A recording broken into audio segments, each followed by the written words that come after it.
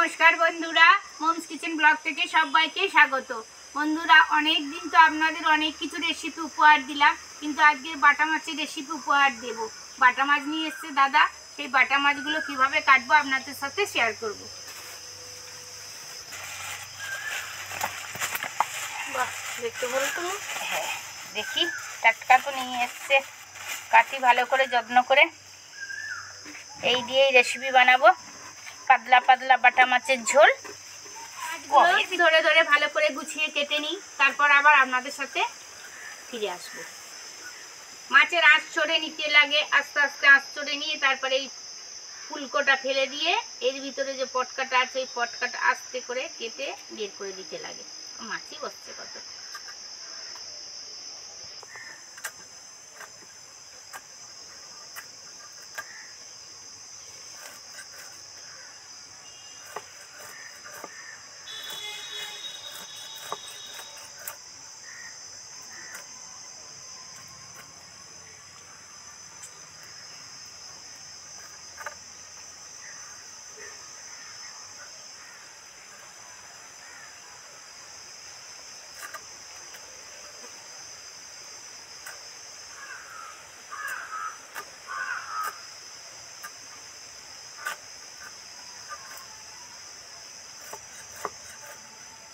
মাছটা টাটকা না মা? হ্যাঁ টাটকা মাছ। আর বাটা মাছ যত এই ছোট সাইজ নেবে ততই টেস্টি হয়, বড় বাটা মাছ যত স্বাদ হয় না।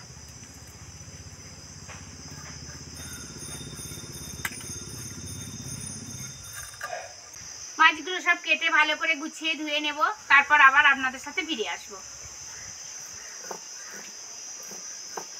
মাছ তো গুছিয়ে কেটে ধুয়ে ধুয়ে নিয়ে এলাম, এবার সবজিগুলো কাটবো। কি দিয়ে বানাবো আপনাদের সাথে শেয়ার করব। পটল আর একটু কচু, ওই দিয়েই আপনাদের একটা পাতলা পাতলা ঝোলের রেসিপি শেয়ার করব।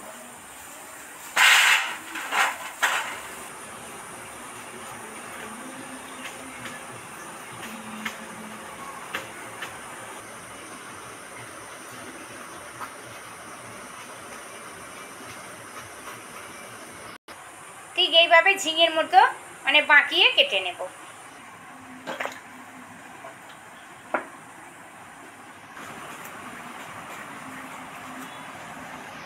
পটলটা এত বড় বড় মনে হচ্ছিল যেন বুড়ো হবে, কিন্তু একদম কচি কাটছি, একদম কচি, করে খসা চলে যাচ্ছে।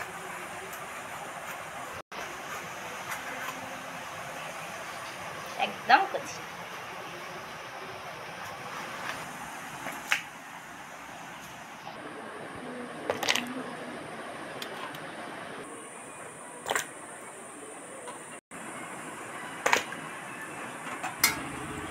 পটলগুলো ঠিক এইভাবে খোসাগুলো একদম ছাড়িয়ে আর এরকম বাঁকা বাঁকা ভাবে কেটে নিলাম। এইভাবে কাটলে পটলের মাছের ঝোলের রেসিপি তবে টেস্ট হয়।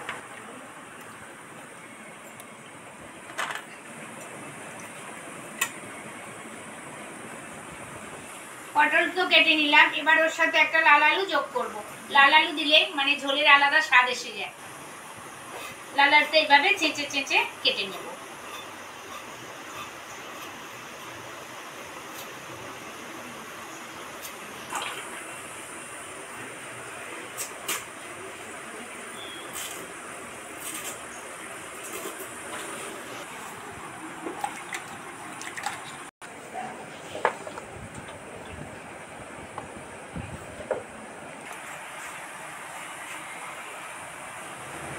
পাতলা পাতলা জিরে বাটার ঝোলে এই রকম টমেটো দিলে তবেই টেস্ট হয়।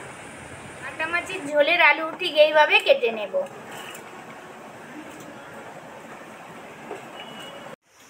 সব তো গুছিয়ে গাছিয়ে নিয়ে রান্নাঘরে চলে এসেছি। মাছটাতে নুন হলুদ লঙ্কা দিয়ে ম্যারিনেট করে নেব। কড়া তো গরম হয়ে গেছে, কড়াতে সবার আগে একটু তেল দিয়ে দিচ্ছি। মাছ ধরে ধরে ভালো করে ম্যারিনেট করতে লাগে, তবেই টেস্টফুল হয়।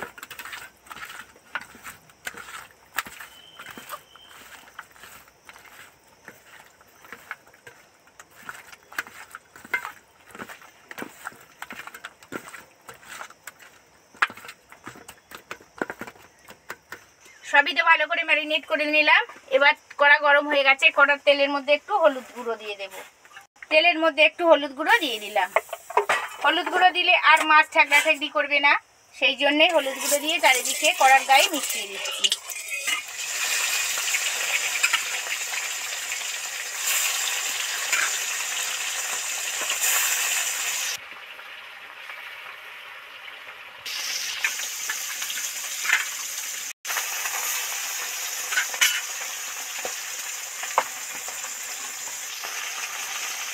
মোটামুটি ভাজা হয়েই এসছে। মাছ তো বাটা মাছ তো একটু ধরে ধরেই ভাজতে লাগে, তবেই ঠিক ভাজা হয়। আর একটু বাকি আছে ডিপ ফ্রাই করে ভাজতে, আর একটু দেরি আছে। সবসময় মাছ আপনারা একটু ধরে ধরেই ভাজবেন, তবে না হলে পুড়ে যাবে জোরে জাল দিলে।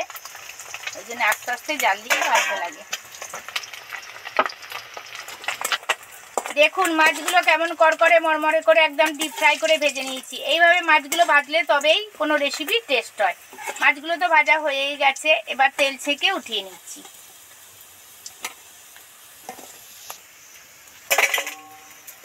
মাছ ভাজার পরে ফেললে, বাটিতে ফেললে ঠিক এইভাবে আওয়াজ হলে তবেই ভালো মাছ ভাজা হয়। সব মাছগুলো আস্তে আস্তে কড়ার মধ্যে দিয়ে দিচ্ছি।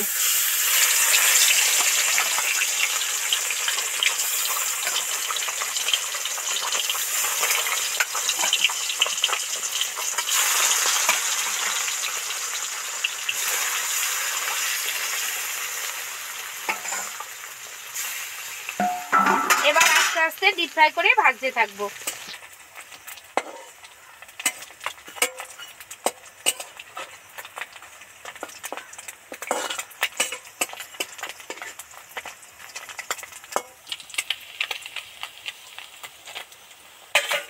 সব মাছগুলো তো ডিপ ফ্রাই করে ভেজে নিলাম। এবার তেল থেকে ছেঁকে সব কটা উঠিয়ে নেব। বেরিয়েছে ভালো? হ্যাঁ, ভালো বেরিয়েছে, ভালো ভাজা হয়েছে।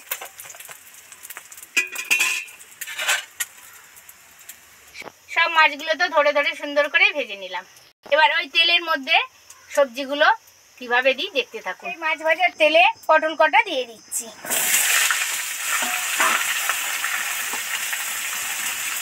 পটল ভাজবো, কিন্তু তার মধ্যে একটুখানি নুন ছড়া দেবো, দিলে ভালো করে ভাজা হয়ে যাবে, সফট হয়ে ভাজা হয়ে যাবে।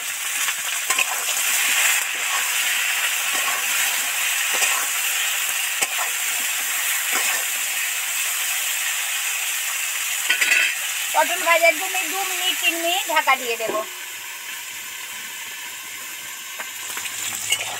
পটলগুলো তো সব ডিপ ফ্রাই করে ভেজে নিলাম। এবার তেল ছেঁকে উঠিয়ে নেব।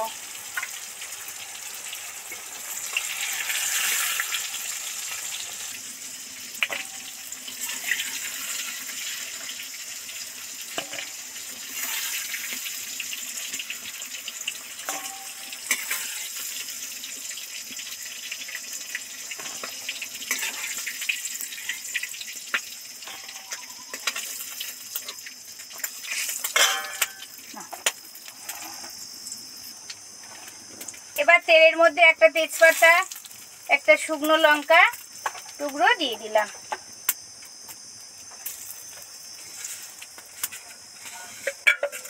একটু পাঁচফোড়ন, শুকনো লঙ্কা তেজপাতা ভাজা হয়ে গেছে। এবার সবজি কটা এর মধ্যে দিয়ে দিই। সবজিগুলো যাতে তাড়াতাড়ি ভাজা ভাজা হয়ে যায়, সেই জন্য একটু নুন ছড়া দিলাম।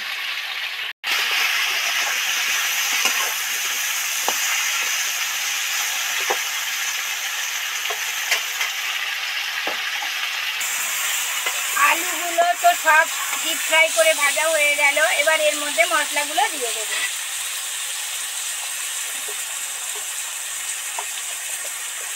1 চামচ হলুদ গুঁড়ো,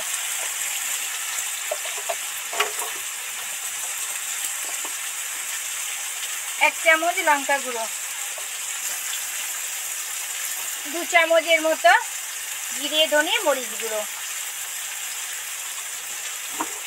সামান্য একটুখানি জল। এবার ভালো করে নেড়ে চেড়ে মিশিয়ে দেবো।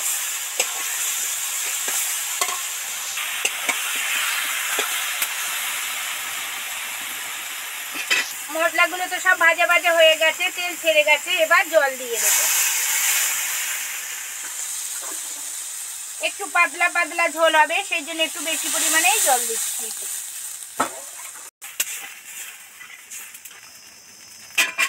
নেড়ে ছেড়ে ঠিক 10 মিনিটের মতো ঢাকা দিয়ে দেব। 10 মিনিট পর আবার ফিরে আসবো। কোথাও যাবেন না বন্ধুরা, একটা পাতলা পাতলা ঝোল আপনাদের সাথে শেয়ার করব। 7 মিনিট পর ফিরে এসেছি। ভিতরে টুকবুক টুকবুক করে ফুটছে আর নিবু মাছে বসিয়ে রেখেছিলাম। এবার দেখি আলুগুলো সিদ্ধ হয়েছে কিনা।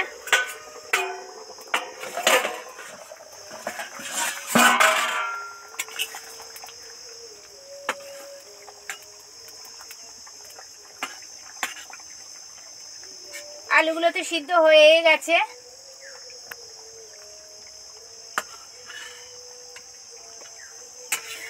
আলুগুলো তো সিদ্ধ হয়ে গেছে। এবার মাছটা আর পটলটা এর মধ্যে দিয়ে দেব। সবার আগে পটলটা এর মধ্যে দিয়ে দিচ্ছি।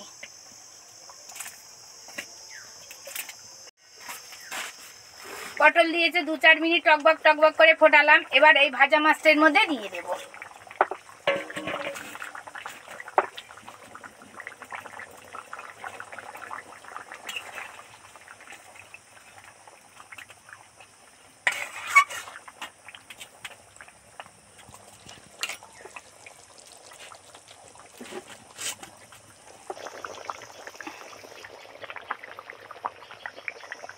ঝোলের মধ্যে দিয়ে 2-4 মিনিট ফুটিয়ে নিলাম। এবার নামিয়ে নেব।